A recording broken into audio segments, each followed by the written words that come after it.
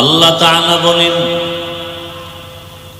আমি মানুষ বানাই নাই, হ্যাঁ বানাইছি একটা কাজের জন্য। জীবনে তার একটাই মাত্র কাজ, ওই কাজের নাম ইবাদত। ওই কাজের নাম কি?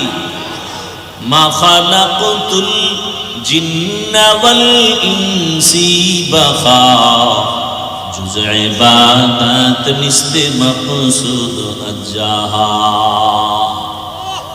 আল্লাহ তাআলা মানুষ বানাবার একটাই কাজ, আর জীবনে বান্দার কাজ নাই। কাজের নাম কি?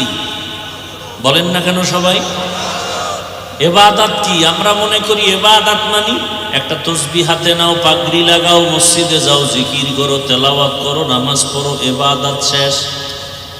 হ্যাঁ, ভালো করে মনে রাখেন ইবাদত কি, ইবাদত কেন, ইবাদত কিভাবে করব, এই তিনটা কথা। ইবাদত কি? তার জবাব হলো জীবনের প্রতিটি মুহূর্তে, প্রতিটি ক্ষেত্রে আল্লাহর হুকুম মেনে চলার নাম হলো ইবাদত। আল্লাহর হুকুম নাই এমন একটা কাজ আছে? বাথরুমে যাবেন, ওখানে কি আল্লাহর কোনো নির্দেশনা নাই? ঘুমাবেন, ওখানে আছে? খানা খাবেন, ওখানে আছে? তাহলে সোজা কথা, ইবাদত কি?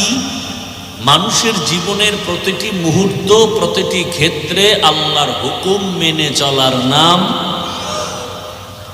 এই ইবাদত কেন করব?